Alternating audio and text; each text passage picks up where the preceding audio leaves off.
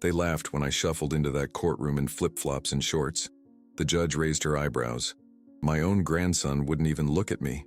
For 25 years, they'd buried my name under lies, stolen my son, and painted me as a monster not worth remembering. But they stopped laughing when I pulled out those documents. When I revealed that last week, I'd spent every penny I had saved for decades to buy the entire law firm that had helped destroy my life.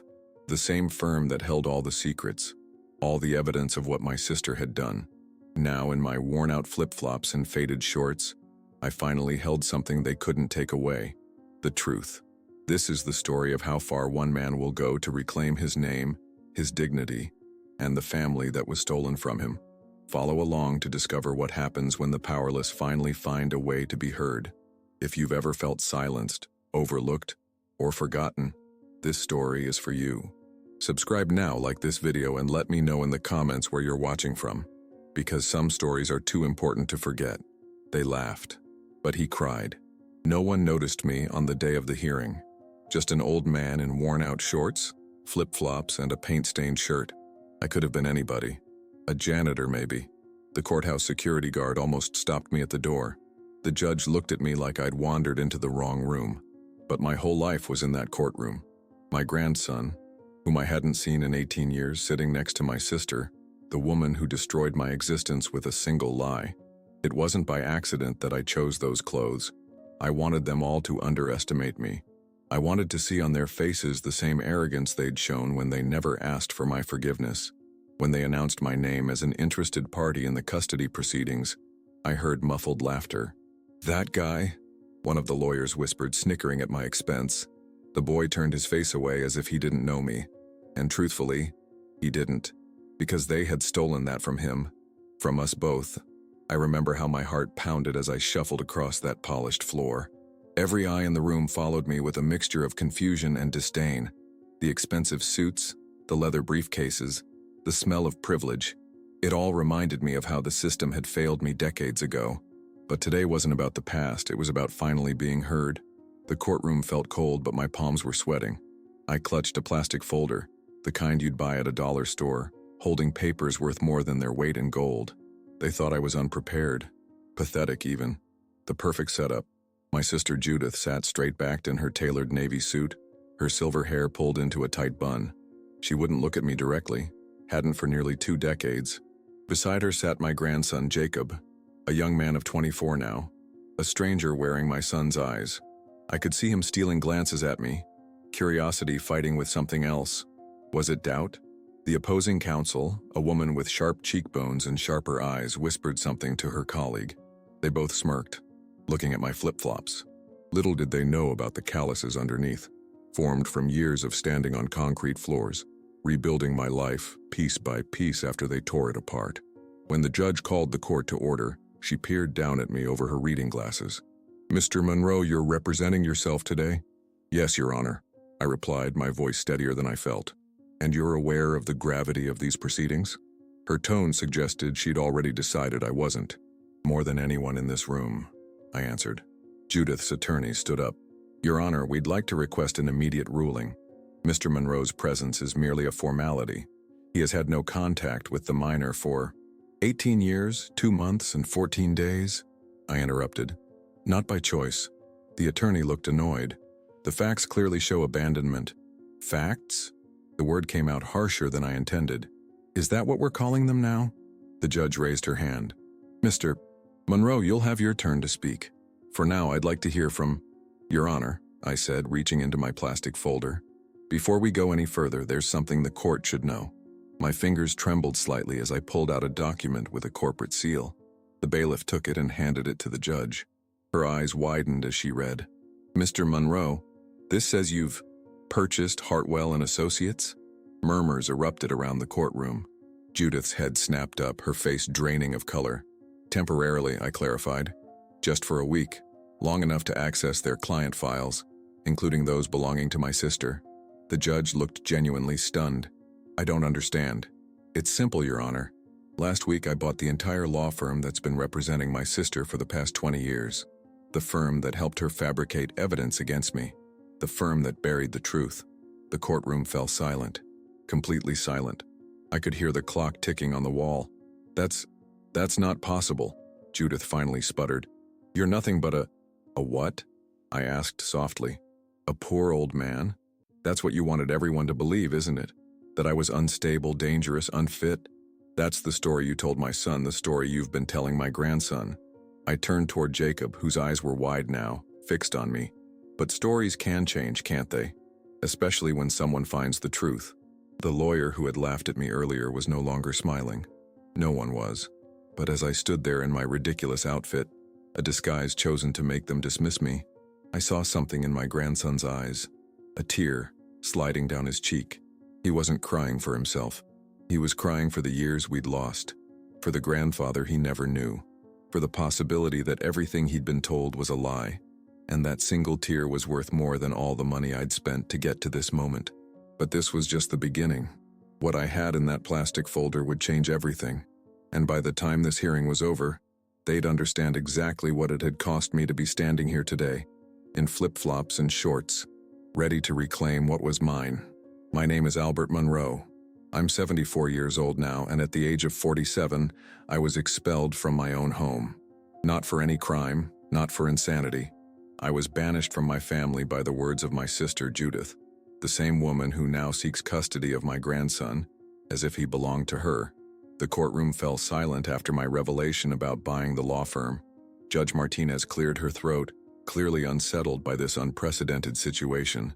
I noticed how the expensive oak panels behind her seemed to absorb the tension in the room, like they'd witnessed countless family tragedies unfold in this very space. The American flag stood motionless in the corner, a silent witness to my long-awaited moment of truth. Mr. Monroe, she said, while your acquisition is certainly unusual, we still need to proceed according to family court protocols. Please explain your connection to this case. I gripped the edge of the table, feeling the smoothness of wood that had been polished by thousands of nervous hands before mine. My flip-flops suddenly felt ridiculous against the cold marble floor, but they served their purpose.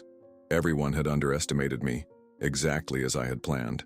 Your Honor, to understand today, we need to go back to 1996, I began, my voice steadier than my heart. Back then, I lived with my elderly mother in a small house in Shaker Heights. She was suffering from early-stage Alzheimer's, and Judith would visit occasionally to help care for her. I could feel Judith's eyes burning into me from across the room. She sat perfectly still, her manicured nails digging into the leather portfolio on her lap. The sunlight streaming through the high windows caught the diamond on her ring finger, a ring I knew had been our mother's. My life wasn't perfect, I continued. My wife Eleanor had just left me after 15 years of marriage. She couldn't handle my mother's deteriorating condition and the strain it put on our relationship. I was devastated, trying to hold everything together.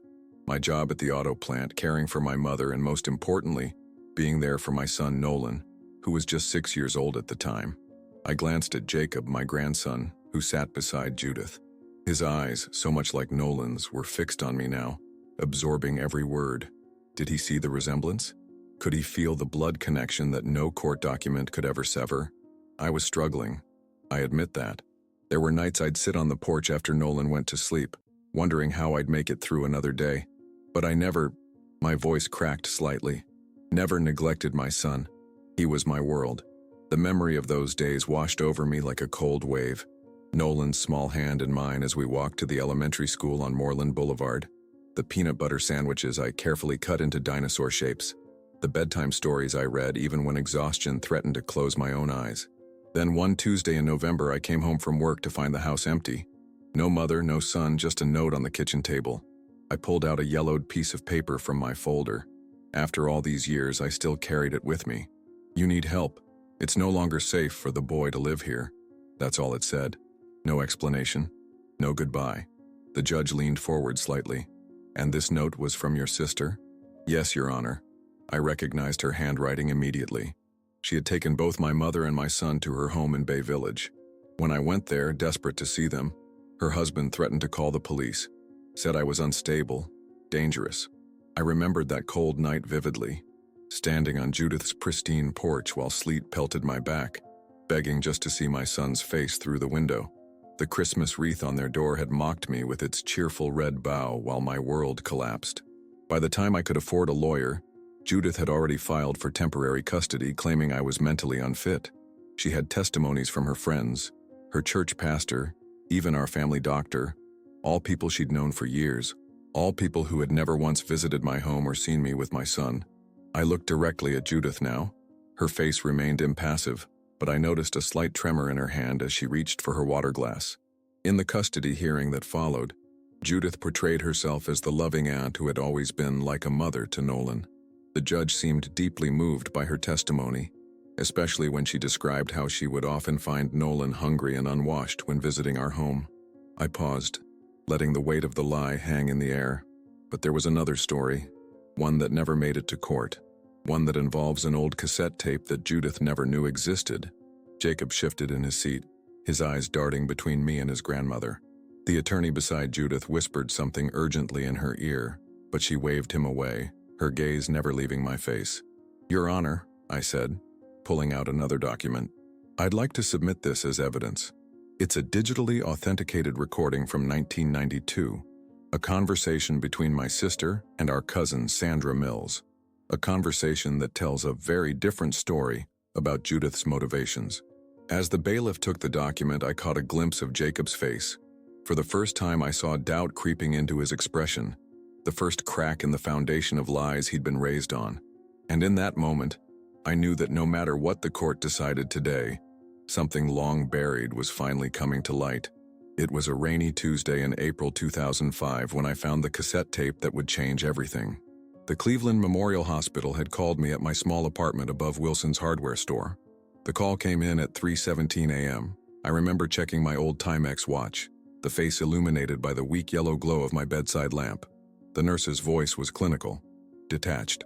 "Mr. Monroe, we have a Sandra Mills here. She's listed you as her emergency contact." I hadn't seen Sandra in nearly 8 years, our family's black sheep cousin who never quite fit in anywhere. Too loud for Judith's refined tastes, too honest for polite company. I threw on my coat, a worn navy windbreaker with frayed cuffs, and drove through the rain-slicked streets of Cleveland, windshield wipers beating a hypnotic rhythm that matched my racing heartbeat. By the time I reached the hospital, Sandra was gone. Not transferred or released. Gone from this world. A massive stroke, they said. Quick and unexpected at 57. The fluorescent lights of the hospital corridor hummed above me, as a young doctor with sympathetic eyes explained that she'd been brought in too late. I stood there, numb, as he handed me a clear plastic bag containing her personal effects. "She was clutching this when the paramedics found her," he said, pointing to a padded manila envelope with my name scrawled across it in Sandra's unmistakable looping handwriting. Back in my car, I sat in the hospital parking lot as dawn broke over the Cleveland skyline, casting long shadows across the hood of my '89 Buick. I opened the envelope with trembling fingers. Inside was a cassette tape, unlabeled except for a small heart drawn in red marker and a handwritten note. I should have given you this years ago. I was scared. I'm sorry. Play it all. Sandy." The tape sat in my glove compartment for 3 days. I wasn't ready. Grief for Sandra mixed with fear of what the tape might contain. On the third night, after a shift at Donovan's Auto Parts where I'd worked since losing my teaching position years before, I finally slid the cassette into my old Sony player. The tape hissed and crackled before voices emerged, younger versions of people I once knew. Sandra's voice came first, cigarette rough even back then. "I'm recording this for my memory book, Jude. That okay with you?" Then my sister's voice, so much clearer and lighter than the harsh tones she used with me now. "Sure, whatever. Just keep that thing away from Mother. You know how she feels about your little projects." They talked about mundane things at first, family gossip, Sandra's latest boyfriend, Judith's new curtains. I nearly switched it off, wondering if this was just another of Sandra's eccentric hobbies. Then the conversation shifted. "So how's Albert holding up?" Sandra asked. "After Eleanor left him high and dry with the kid?" A pause, then Judith's voice dropped lower. "He's a mess. Can't keep a schedule. The house is always dirty. Mother shouldn't be living in those conditions. But Nolan seems happy enough when I visit," Sandra countered. "Albert's good with him. Always has been." "That's not the point," Judith snapped. "He can't provide the kind of home that boy deserves. Not like Richard and I can." The tape crackled and I heard ice cubes clinking in a glass. "What exactly are you saying, Jude?" "I'm saying that I needed to get Nolan away from him. Albert was drowning, and with the boy around, nobody would listen to me. My heart stopped. I rewound the tape, played it again. Her words were unmistakable. "Jesus, Judith," Sandra's voice was shocked. "You took his kid because—" "What? It was inconvenient to have Nolan there while you convinced everyone Albert was falling apart? Don't be dramatic.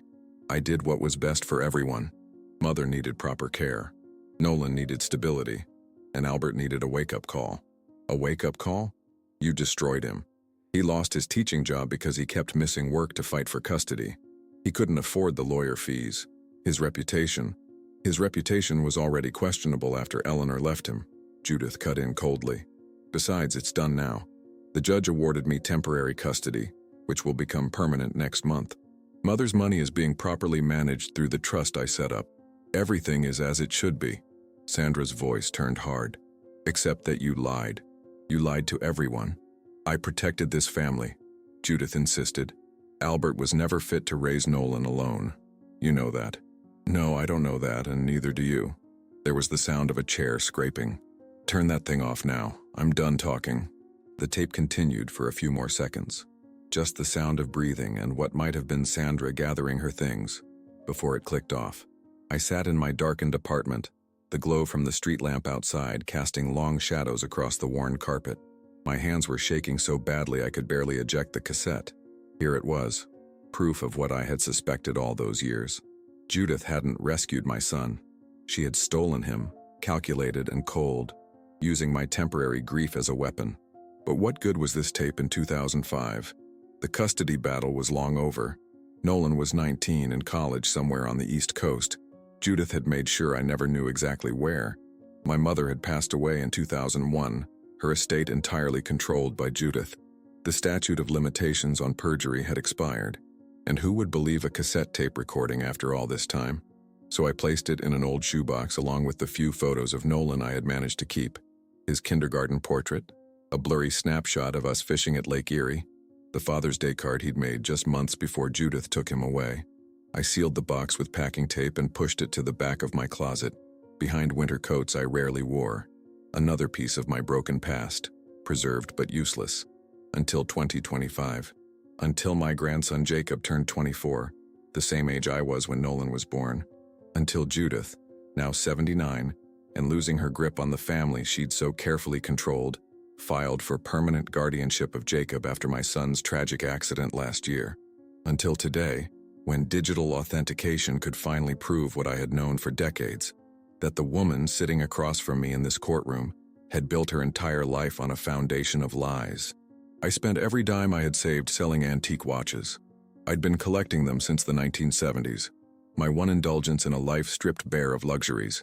Each timepiece held a story, a memory, a small piece of history preserved in gears and springs. My prized possession was a 1953 Omega Seamaster with a champagne dial that I'd found at an estate sale in Parma Heights 20 years ago. The elderly widow selling it didn't know its value. I did, but still paid her fairly.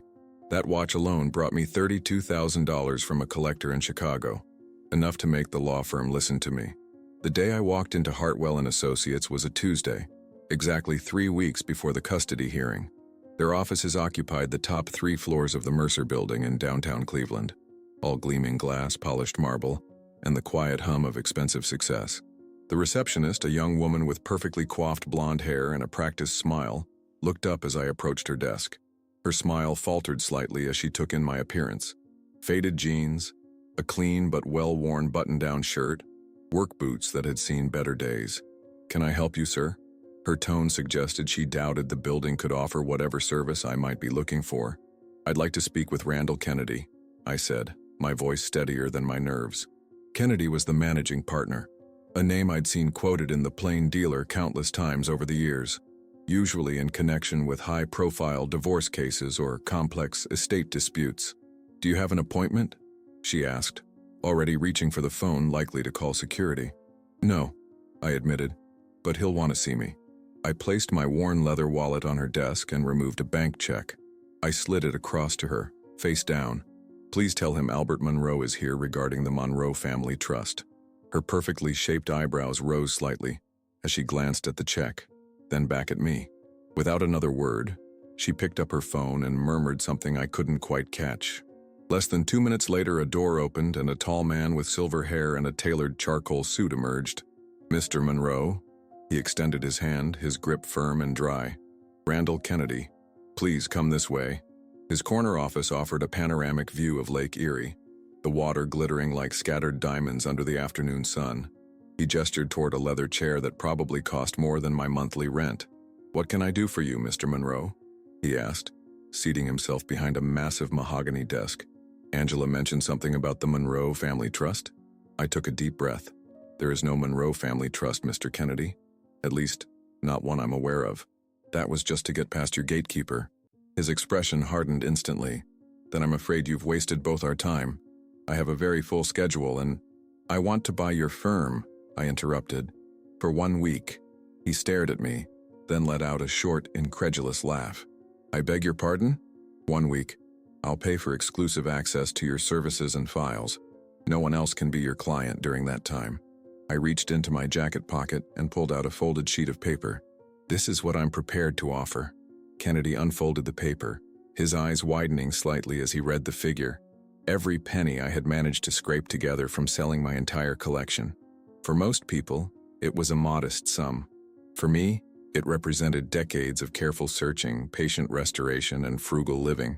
"This is unusual, to say the least," he said finally. "And frankly, impossible. We have existing clients with ongoing cases that require—" "I'm specifically interested in one case," I said quietly. "Judith Lawson versus Jacob Monroe. A custody hearing scheduled for 3 weeks from now." Kennedy's face changed subtly. Recognition flickered in his eyes. "Lawson? She's been a client of this firm for over 20 years. Yes, and she's my sister."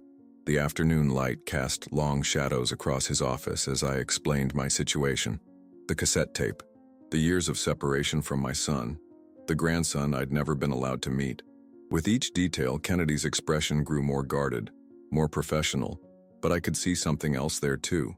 Curiosity, perhaps, or the instinct that all good lawyers have for a story that doesn't quite add up.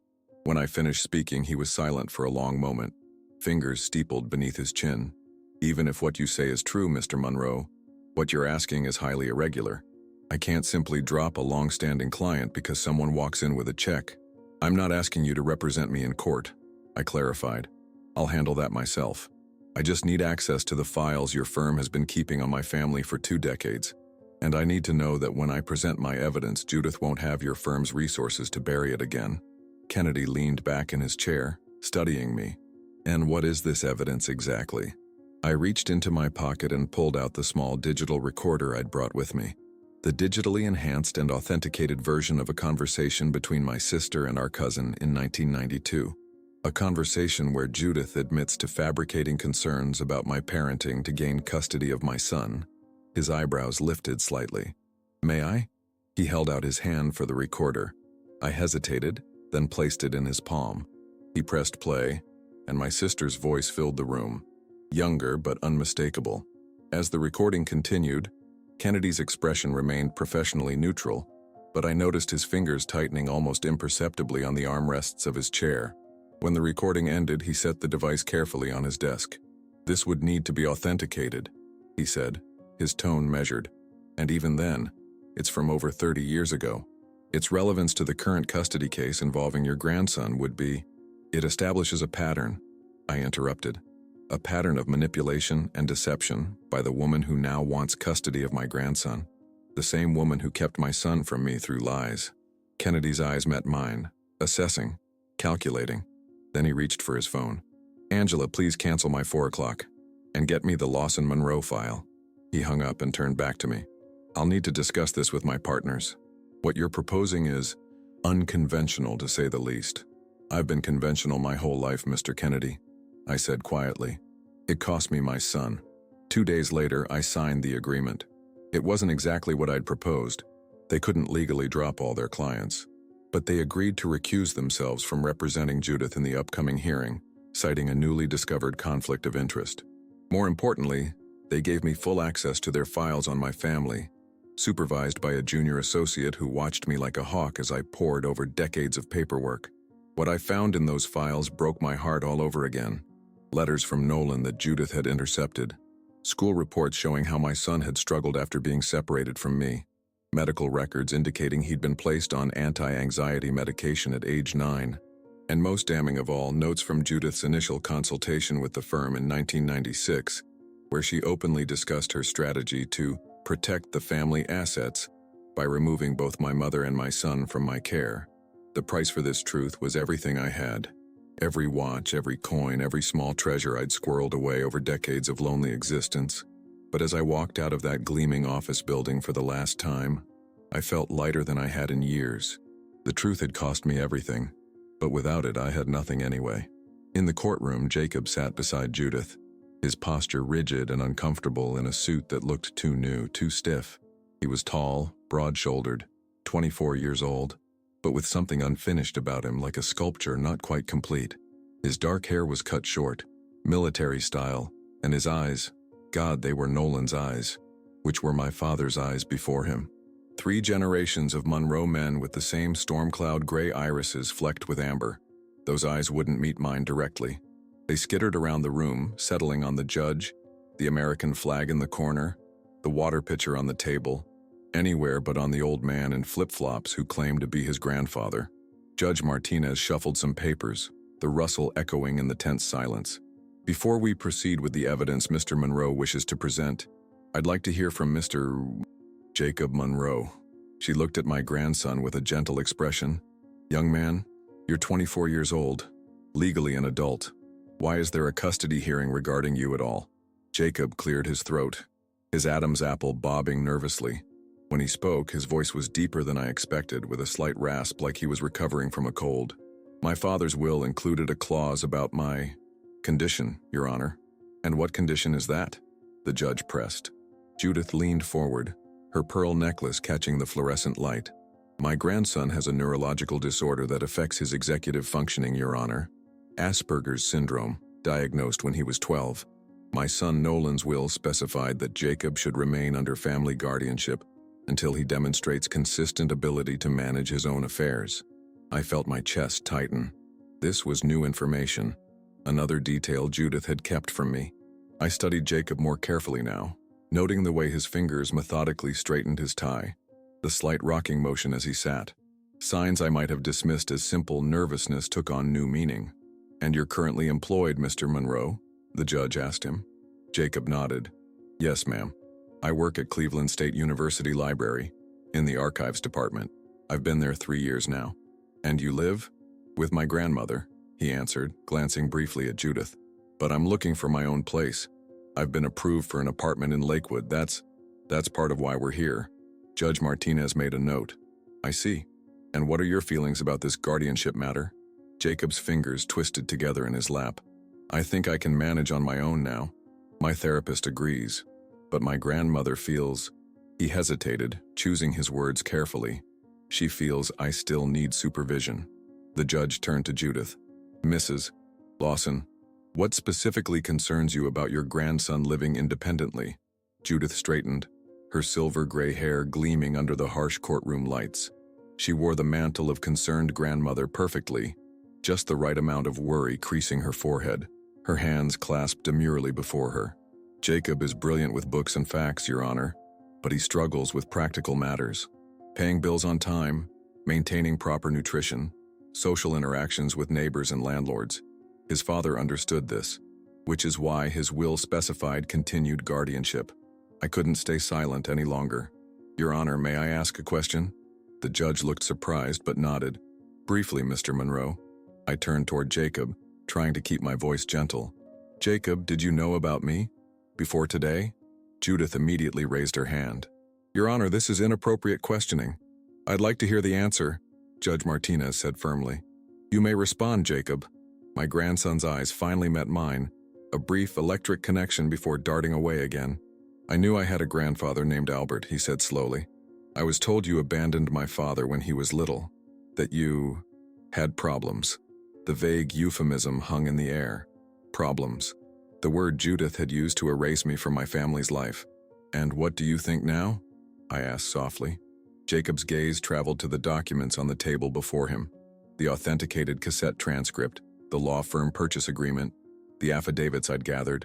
His fingers tapped a rapid, unconscious rhythm on the tabletop. "I don't know what to think," he admitted. "Everything's complicated." Judge Martinez checked her watch. "We'll take a 15-minute recess before continuing with the evidence presentation. Court is in temporary recess." The gavel struck with a sharp crack. People began to move, the courtroom humming with whispered conversations. I remained seated, suddenly exhausted. The adrenaline that had carried me through the morning was fading, leaving me feeling every one of my 74 years. Jacob stood, whispering something to Judith, who nodded curtly and walked toward her new attorney, a sharp-faced woman in a red suit who had replaced the Hartwell and Associates team. They huddled near the bailiff's desk, heads close together, occasionally glancing in my direction. And then something unexpected happened. Jacob walked toward the water pitcher at the side of the room. His path took him directly past my table. As he passed, his movement slightly stiff but purposeful, he stumbled. Just slightly. A small piece of folded paper fluttered from his hand, landing by my foot. The gesture was so subtle I almost thought I'd imagined it. I glanced up, but Jacob had already continued on, his back to me as he poured water into a paper cup with careful precision. Slowly, I bent down, my old knees protesting, and retrieved the paper. Making sure no one was watching, I unfolded it beneath the table. The handwriting was neat, almost painfully precise. Block letters written with mechanical exactitude. "I don't know if I believe her, but you disappeared. Why?" My hands trembled as I read the words again. 7 decades of life hadn't prepared me for the emotion that swept through me. A hurricane of grief, hope, and vindication that nearly took my breath away.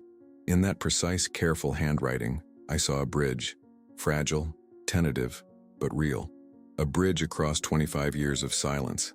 I looked up, seeking Jacob in the milling crowd. He stood by the window now, seemingly absorbed in watching traffic on the street below. But as if feeling my gaze, he turned slightly, and for one fleeting moment our eyes met again. No smile, no nod, nothing so obvious. Just acknowledgement, question, possibility. I carefully folded the note and slipped it into my shirt pocket, right over my hammering heart.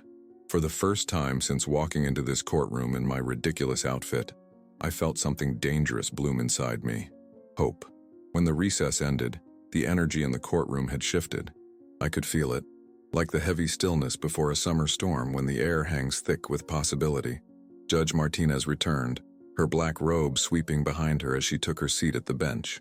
The fluorescent lights overhead cast a harsh glow that emphasized every line on her face, every crease in her forehead as she reviewed her notes. "We'll now hear final arguments," she announced, her voice carrying to the far corners of the room. "Mr. Monroe, as the challenging party, you may present first." My heart pounded against my ribs as I rose from my seat. The plastic folder I'd bought at Dollar General the night before, felt flimsy in my weathered hands. Inside were 3 items: the digitized cassette tape, a forensic authentication report that had cost me nearly $900, and a letter from Margaret Hartwell, the original founder of the law firm who had retired 5 years ago. I shuffled to the front of the courtroom, acutely aware of my flip-flops slapping against the polished floor. The sound seemed obscenely loud in the quiet room.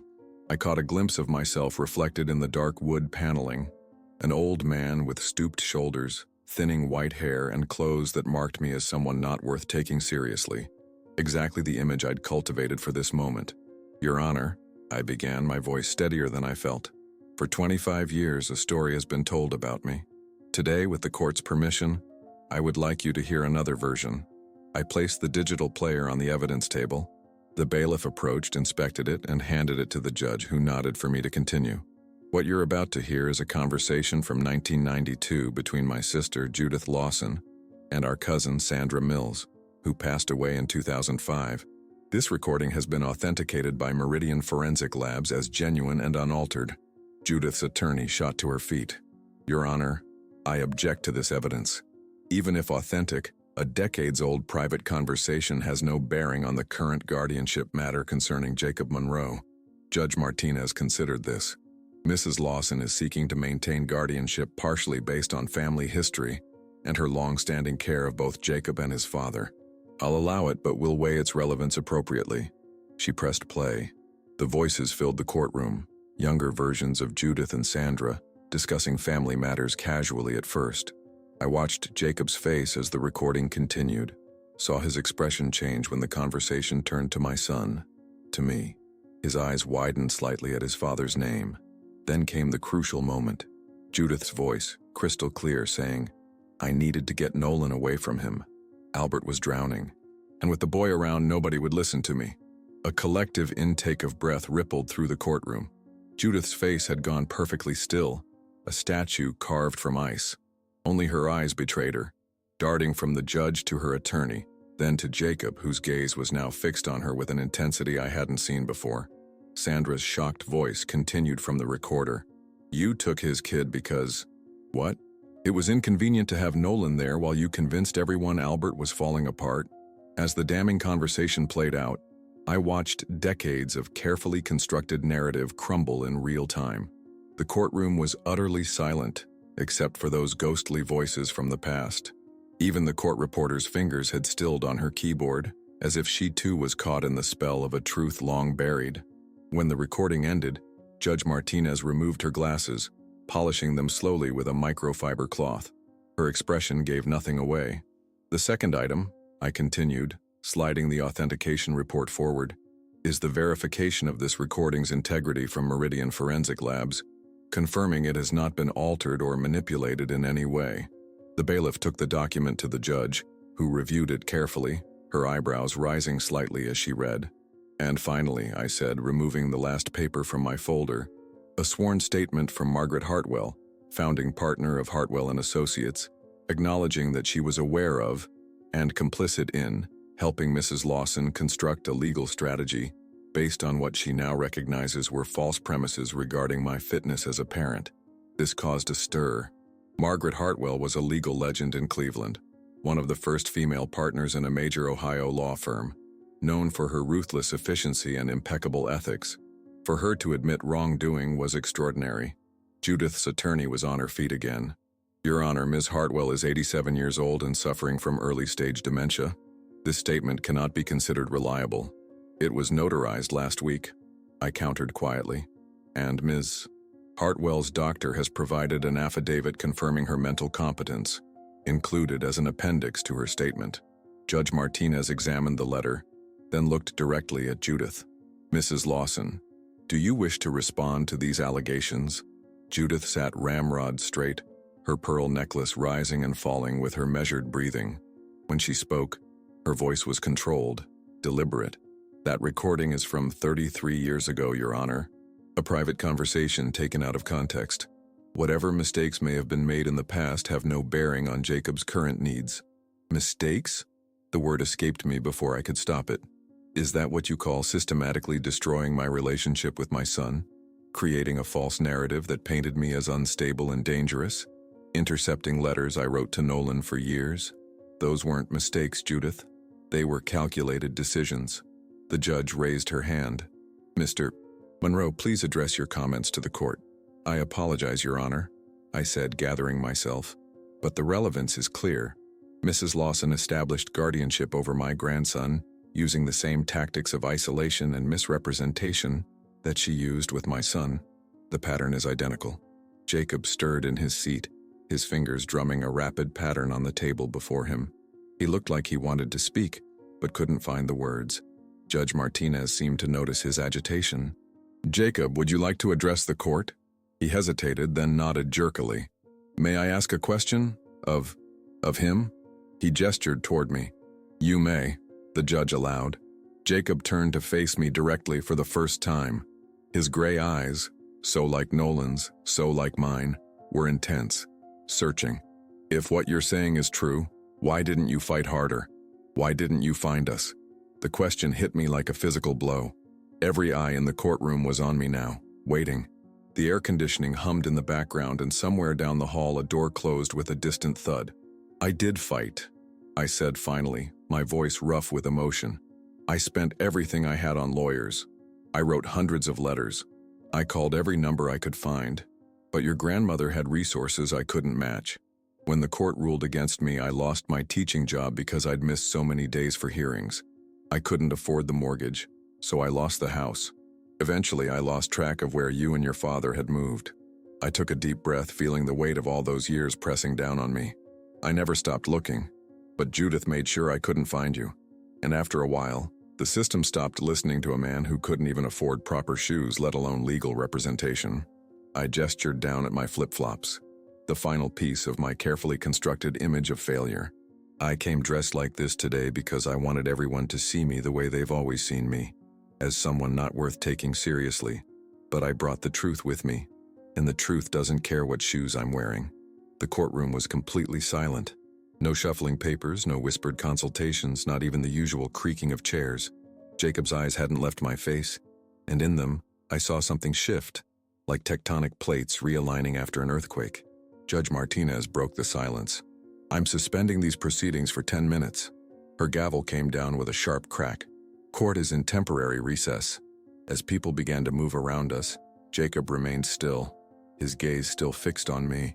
And in that moment I knew that something fundamental had changed, not just in the courtroom, but in the invisible bonds that connected us across a chasm of time and lies. The explosion had been silent, but its shockwaves would reshape everything. In the hallway outside courtroom B, I sat alone on a hard wooden bench. The corridor stretched before me, its institutional green walls adorned with framed photographs of stern-faced judges from decades past. Their eyes seemed to follow me, judging my worn clothes, my trembling hands, the audacity of my hope. My hip ached from sitting on the unforgiving bench, a reminder of the warehouse accident 3 years ago that had left me with a slight limp. Through the tall windows, afternoon sunlight slanted across the polished floor, creating golden rectangles that slowly shifted with the passing minutes. The courthouse was quieter now. Most cases had concluded for the day, leaving only the occasional click of heels on marble or the distant murmur of conversations. I hadn't planned what to say if Jacob approached me. For 25 years, I'd rehearsed conversations with my son in my head, explanations, apologies, questions, but they'd remained unspoken, like letters never sent. Now, faced with the possibility of speaking to my grandson, words failed me entirely. Down the corridor, a door opened. Judith emerged first, her back ramrod straight, her hand clutching her designer purse like a shield. She spoke briefly to her attorney, then walked in the opposite direction without a single glance my way. Even in retreat, she maintained her dignity, something she'd always valued above truth or compassion. Minutes passed. The golden rectangles of light inched across the floor. A janitor pushed a cart past me, nodding politely. I nodded back, wondering what he saw. Just another old man waiting for someone who might never come. Then footsteps approached, hesitant, uneven. I looked up to see Jacob standing a few feet away, his hands thrust deep in his pockets. He'd loosened his tie, and a few strands of dark hair had fallen across his forehead. The formal suit couldn't hide his discomfort. It sat on his shoulders like borrowed authority. Neither of us spoke immediately. The silence stretched between us, filled with 25 years of absence and all the words that could never bridge that gap.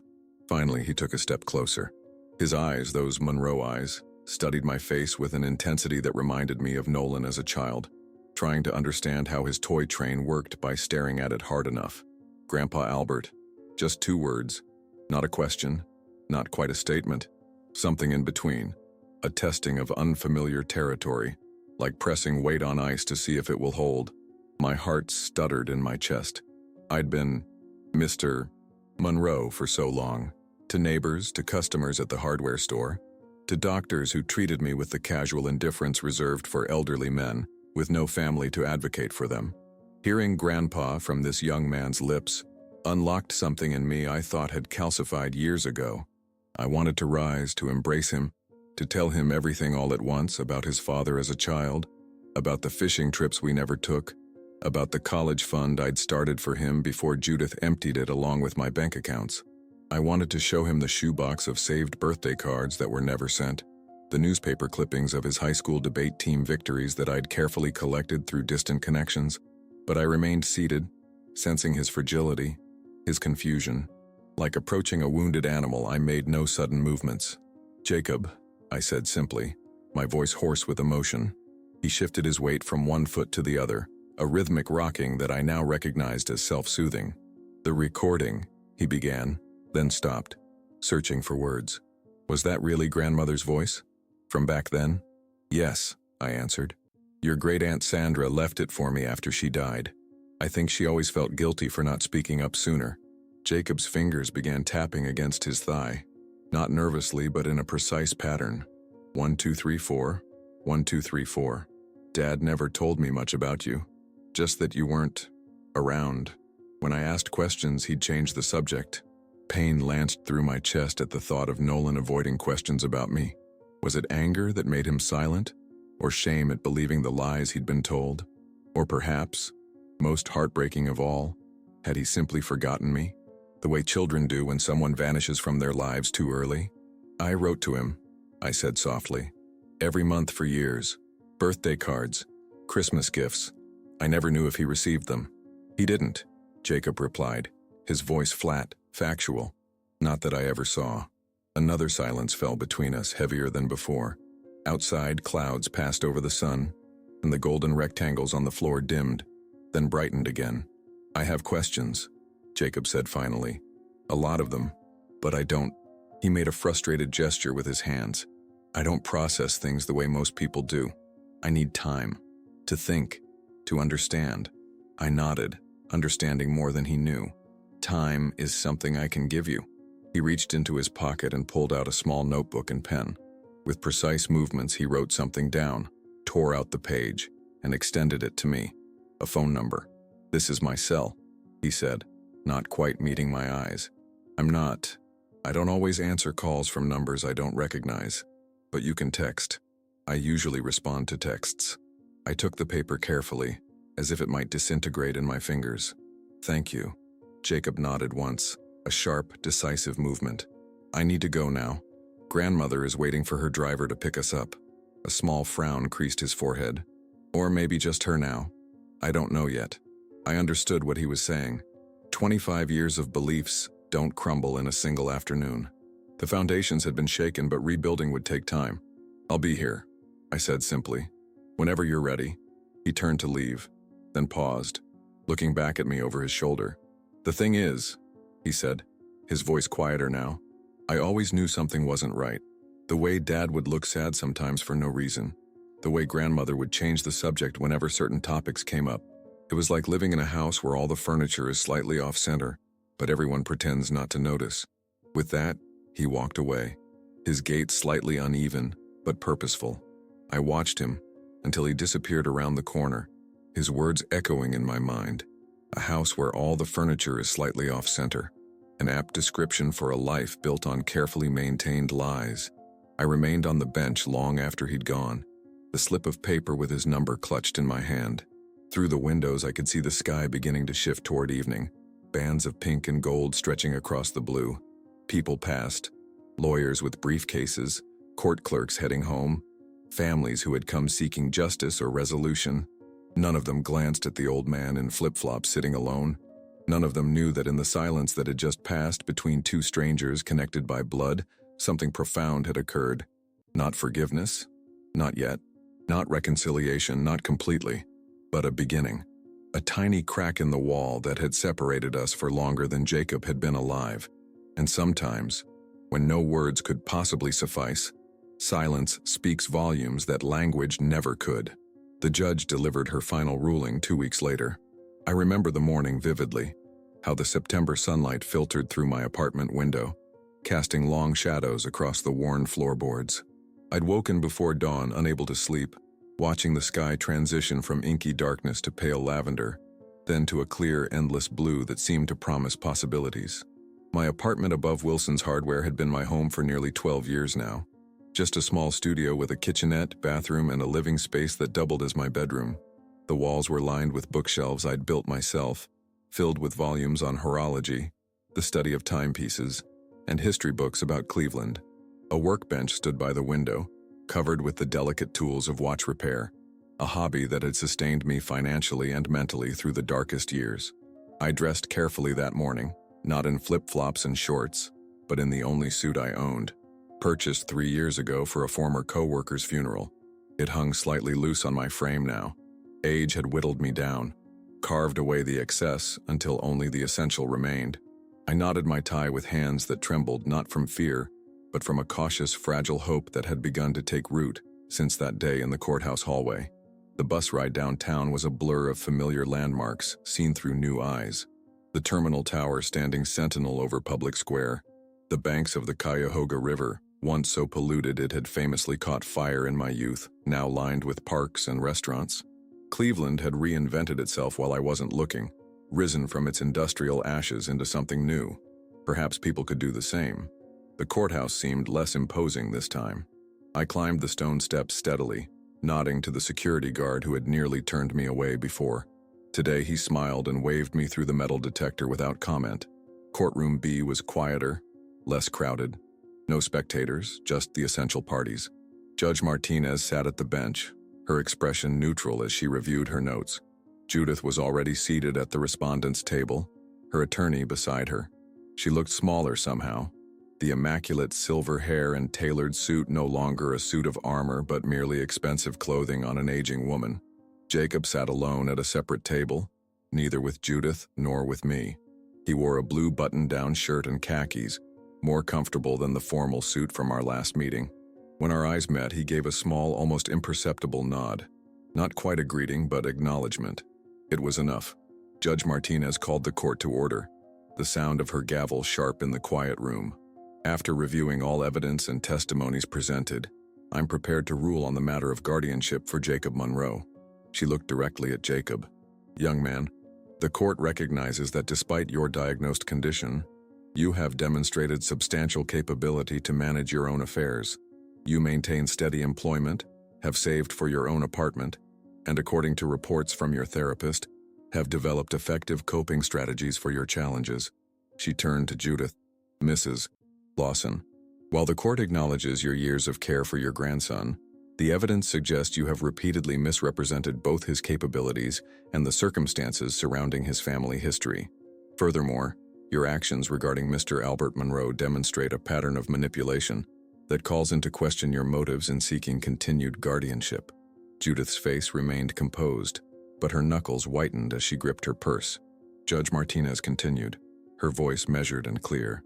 Therefore, this court finds no compelling reason to maintain guardianship over Jacob Monroe, who is legally an adult capable of self-determination. All financial trusts currently under Mrs. Lawson's control shall be transferred directly to Jacob within 30 days. She turned to me. As for Mr. Albert Monroe's petition for visitation rights, the court finds this unnecessary, as Jacob is an adult who can choose his own associations. However, given the evidence of past interference with familial relationships, the court strongly advises all parties to respect Jacob's autonomy in establishing connections with his family members. With a final strike of her gavel, it was over. No dramatic confrontation, no tearful reconciliation, just the quiet restoration of truth and the acknowledgement of harm done. Justice delivered in measured legal language that could never fully capture the human cost of 25 years of separation. As we filed out of the courtroom, Jacob approached me, his movements deliberate, his eyes darting briefly to Judith, who stood with her attorney near the door. I withdrew the guardianship petition myself, he said quietly. Last week. Asked for supervised reacquaintance with you instead. The judge was just making it official. I hadn't known. The realization that he had taken this step on his own, before the court mandated it, filled me with a profound sense of gratitude. Thank you, I said simply. Jacob nodded, his fingers tapping that familiar rhythm against his thigh. I've been thinking a lot about what you said, about the recordings. He paused, choosing his words carefully. I'm moving into my apartment next week, in Lakewood. It's not big, but maybe you could come see it sometime, if you want. I'd like that very much, I replied, careful to keep my voice steady, to not overwhelm him with the emotion threatening to spill over. It won't be perfect, he warned, his gaze meeting mine directly now. I have questions, a lot of them, and I'm still processing everything, but I'd like to try. That's all I ask, I said. As we walked toward the exit, Judith stepped forward, blocking our path. The pearls at her throat gleamed under the fluorescent lights as she swallowed hard, her composure slipping for the first time. Jacob, she began, her voice lower than usual. We should discuss arrangements for your move. The furniture from your room. I'll call you next week, grandmother, he interrupted, not unkindly but firmly. Right now I'm going to have coffee with my grandfather. The words hung in the air between us all. My grandfather? Two simple words that bridged a quarter-century of absence. Judith's eyes met mine over Jacob's shoulder, not with anger or defiance, but with something more complex. Recognition, perhaps. The acknowledgement that her carefully constructed narrative had finally crumbled under the weight of truth. Without another word, she turned and walked away, her footsteps echoing down the marble corridor. It wasn't the perfect ending. I hadn't turned back time. I hadn't reclaimed the birthdays, the Christmases, the bedtime stories, the graduations, the 1,000 small moments that make up a shared life. But I had reclaimed my name, my dignity, and slowly, the right to exist in the life of the young man who had been taken from me. Today, when I pass by that same courthouse, no one recognizes me, and that's perfectly fine, because when I left, nobody saw me. But when I returned, nobody could forget me. Not a triumphant return with banners and fanfare, but something quieter and more profound. The simple acknowledgement of truth, the beginning of healing, the restoration of what had been lost. I am Albert Monroe. I am a grandfather. And after 25 years of silence, I finally have a voice again. Sometimes justice doesn't arrive with thunderous applause or dramatic declarations. Sometimes it comes quietly, in a courtroom where an old man in flip-flops finally reclaims his name after decades of silence. Albert's story reminds us that the truth may be buried, but it cannot stay hidden forever. The most powerful weapon against deception isn't wealth or influence, it's persistence and the unwavering belief that someday, someone will listen. What would you do if everything was taken from you? Would you surrender to the narrative others created, or would you fight? Even when the battle seems impossible to win, the courage to stand alone, to appear foolish in the eyes of those who've misjudged you, requires a strength that few possess. Yet it's in these moments of apparent weakness that our true character emerges. Albert didn't win back the years he lost, but he reclaimed something far more precious: his dignity and his rightful place in his grandson's life. Remember that families are complex tapestries woven with both love and pain. The threads that bind us can be tangled by lies, but they're never completely severed. If this story moved you, please like, share, and subscribe to hear more tales of resilience and redemption. Your support helps these powerful stories reach those who need them most, people who, like Albert, are still waiting for their moment of truth.